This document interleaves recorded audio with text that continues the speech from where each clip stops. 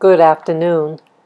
This is Spirit Journey. This actually is my third video for today, and it's really a continual thought regarding the video I did regarding the homeless man that I met today. Well, the homeless man that approached me, and then a homeless woman who I had a conversation with, and then this one is even more personal.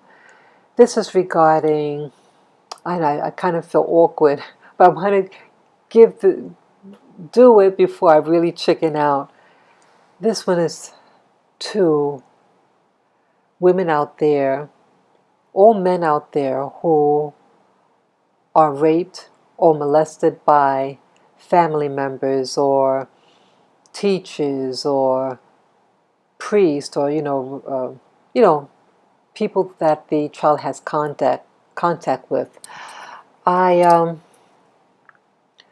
may have mentioned in past video about I had a family member arrested for molestation, and it was not a good scene.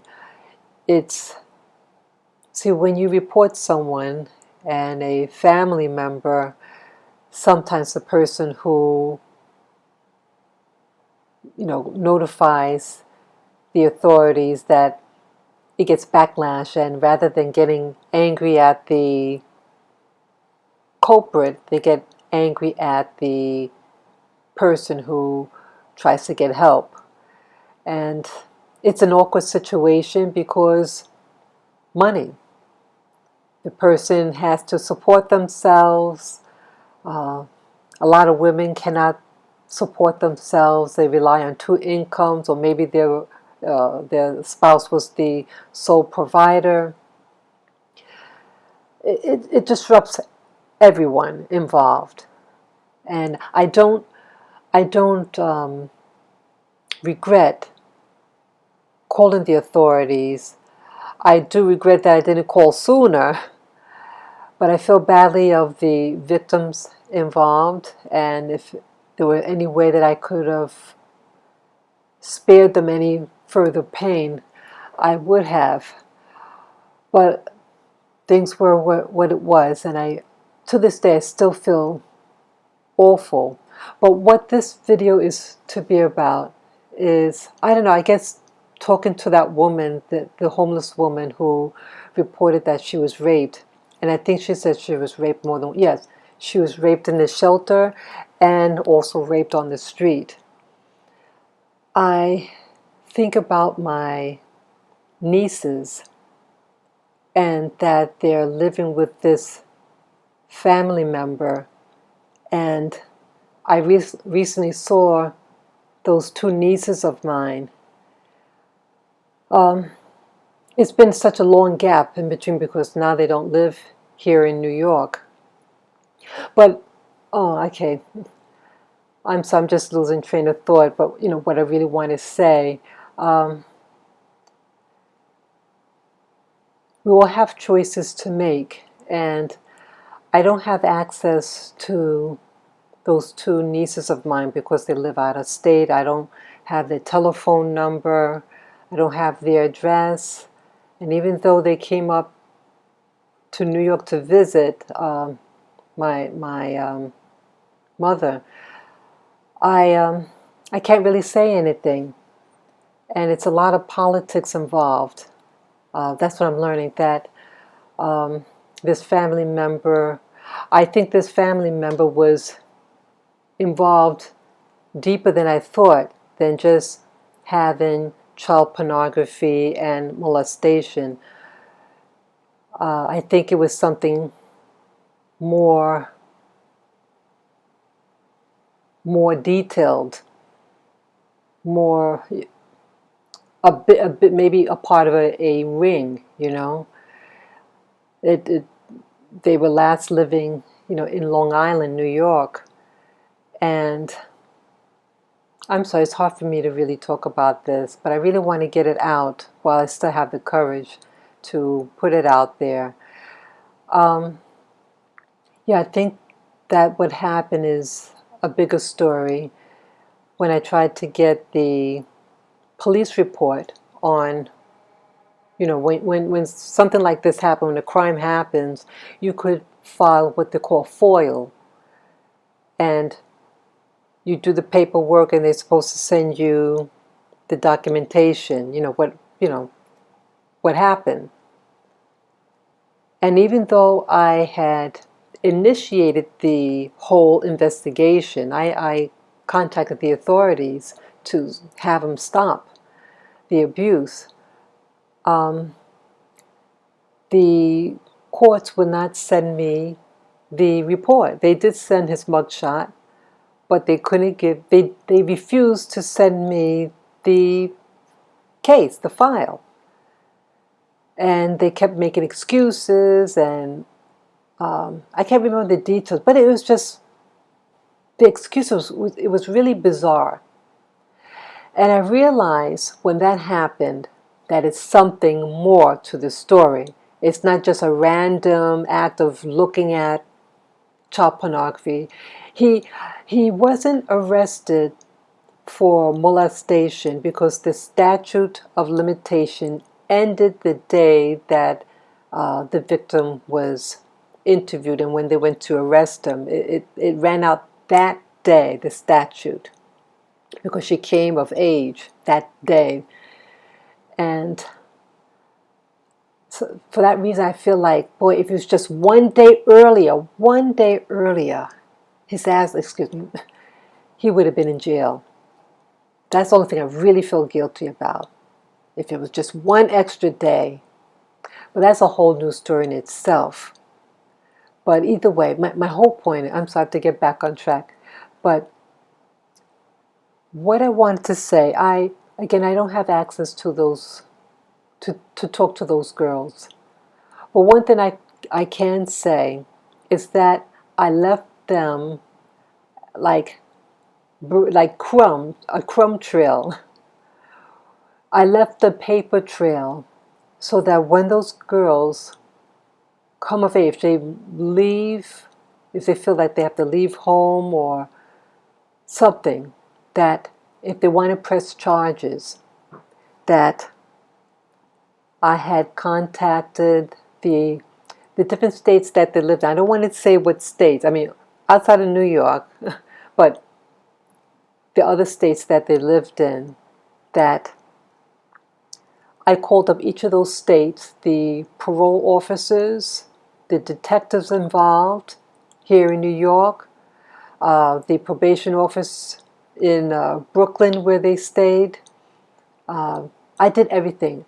I left a paper trail so that, because one thing with New York City after the 9/11 with the Twin Towers, getting blown up and everything, that the telephones are being surveillanced, that I was told. Again, I don't know whether it's true, but it's just what I was told, that they have a record, they keep a record of all the phone contacts. And so I made those phone calls. So I called up Long Island, I called up Brooklyn, I called up that other state, And so there's a paper trail. So my nieces out there, if they find this video, and if a family member who knows where they're living and knows their social media, and forward this video to them, forward to them. And I hope they see it, and I hope they remember what their auntie looks like. Because it's been a number of years. I saw them when they were like 1 year old, and I saw them when they were like 8 years old at my father's funeral. They didn't know who I was. And I said, "Oh, you don't know who I am?" He says, "No." I said, "I'm your auntie." And they didn't want me to talk to them. And, everyone was around when she said that. We're all standing and in the same room. And the mother refused for her to stand next to me. And I was putting these powder in the water for the flowers so it can live longer. And when I was doing that, the little girl was curious and walked over and looked and just was wondering, she's just being curious. And the mother pulled her away real fast. They made me feel bad, like I did something wrong, you know. So she was maybe 8 years old at that time, and then fast forward, I saw her 3 years ago when she was a teen, what was that, 13 years old, and now she's 16, and I saw her, both nieces, 4th of July, and I didn't sit, we sat at different tables. I felt awkward, and they're all acting like they're happy. The family member, his spouse, and the two kids were just coming back from vacation, and I said to myself, something's not sitting right with me, and I just thought it was big phony, and I didn't know what to make out of it. I didn't say, I didn't, I said hello, and that was about it. There's nothing more to be said. And this is the first time in years, outside of the party, that I saw all of them and the kids together, So I feel that they're in trouble, these nieces of mine. I know how the behavior that I had at the time of my abuse, and this other family member, how they acted. And so now I see these girls, that last visit, they looked okay and everything. They seemed to be good spirits, but I believe that something might have happened. So I guess in short with this video, I know I'm starting to ramble a little bit, but my whole point is, if you see this video, or if any child sees this video, that you have a right to say no. You have a right to say no of someone touching you in your private parts. You have the right to say no someone try to do something sexual on you. You have a right to say no of someone taking pictures or videos of you doing, being naked or in the shower. You have a right to say no. And you have a right to go to the authorities. But in my experience with all this, with the legal system, there's always a price to pay. Sometimes they take the children out of the home, but they put them in foster care. And we all know what happens in foster care, that oftentimes, every woman that I know that was in a foster home got raped or molested. So you really do have to, really weigh out how you want to work it. If you're an older teen or something like that, there's a price. There could be a price to pay. Sometimes people would turn against you. Your own family could turn against you. Relatives could turn against you. But you still have your rights, and you need evidence. So I'm saying that to keep a record of things, don't, be very discreet, have a safe hiding place, because most likely this person does have cameras, hides cameras, if I understood right. So you got to be really careful, and then they might be bugging the phone. So you have to be really smart where you hide your evidence, So with that, if you know of a safe place to keep documentation, whether people are coming into your house who are doing things to you, or keep a record of their names, telephone numbers, addresses, or even account numbers, things like that. Keep a record, whether it's up here or on paper. Keep it safe, and be very discreet about it, because this person is a sneak. And what else? When you feel you have enough evidence of what's being done to you, bring it to the services, to the police.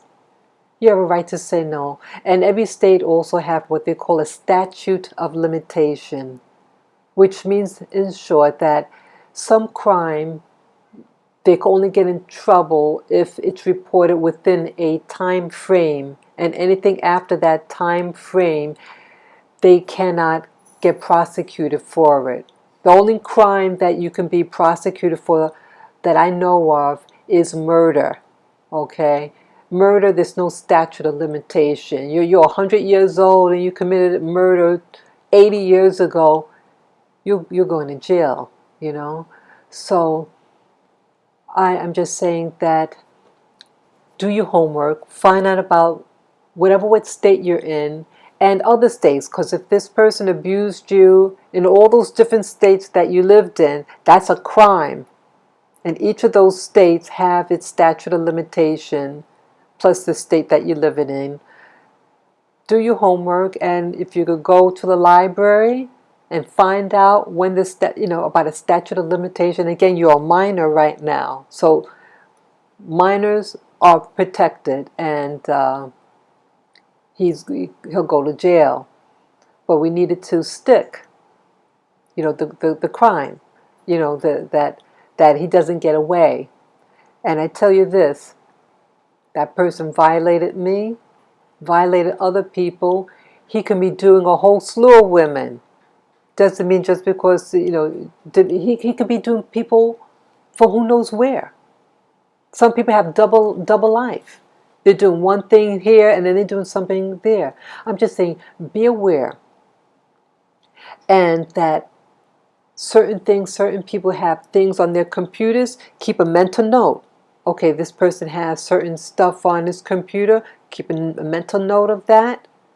And then when you feel strong enough to leave and then present the information to the authorities, do so. And be safe, just I don't know. I just felt that after talking to that woman, that homeless woman who was raped several times, I don't want you to fall into that trap, that you get into depression and then things happen. Things can happen to any woman at any age. But I hope you do get this this video, and that I really tried to get protection for you, even in the, prior to the state that you're living in. And the authorities just said, I can't do anything. So I hope that if you do get this, that I did leave a paper trail. I made sure I called all those places so it's on record, and that you'll probably both of you be a very wealthy woman. And if you push it, get a good lawyer, and that those authorities didn't help you and they endangered your life by not arresting that person, that family member. Okay, so I just felt that I need to put it out there, and I know that I'm putting myself in jeopardy to say this, but I made sure I didn't say any names, anything like that. But I felt that this is actually my last resort to try to find help for you. And you'd be able to go to counseling. If you want to go to counseling, go to, I think they, at least in, in New York, they have free counseling for victims. Yeah. And I'm sure in the state that you live in, they have counseling there. They might have a program there. But when that time comes. But you have a right to say no, and you have a right to a healthy childhood. So anyone who's watching this video, any young person, let them know that they have choices, and that that you have people working behind the scenes who really are doing what they can do to protect you, but their hands are tied. The law protects, unfortunately, wicked people, But I want you to know that I do care, and I did my best to try to rescue you. And That's all I have to say. I know this is heavy, but I felt that it is important to put it out there, and so that I don't want any child or young woman to be a victim anymore. I don't want anyone to be a victim, but especially young children. So be safe, be strong, and if you need to get in contact with me, you could, my YouTube, you could type me a little note, and I'll definitely would get in contact with you. So take care, guys. Bye-bye.